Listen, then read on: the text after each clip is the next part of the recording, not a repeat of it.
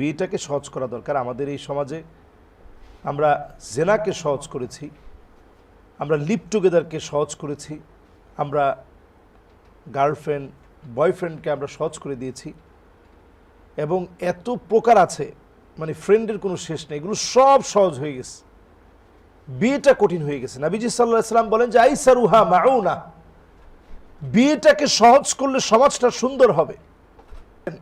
ভাত খাইয়ে পারেন, ভেজিটেবল খাইয়ে পারেন, তাকে কিন্তু আপনার ভরণ পোষণ দেওয়াটা আপনার জন্য ফরজ, দিতেই হবে। তো সেখানে আপনার যদি অর্থনৈতিক স্বাবলম্বী আপনি না হন, আপনার বাচ্চা যদি এখনও স্বাবলম্বী না হয়, তাহলে একটু স্বাবলম্বী করার চেষ্টা করেন। এটাকে আমরা করে ফেলি যে একেবারে নিজের পায়ে দাঁড়াতে হবে।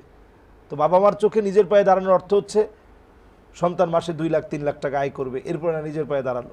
জি, না, সামান্য আয়ের সময় আপনি বিয়ে করায় দেন, দেখবেন আল্লাহ তাআলা অবশ্যই বরকত দিবে, এবং খুব বেশি দেরি না করে অল্প সময় বিয়ে করানো উচিত।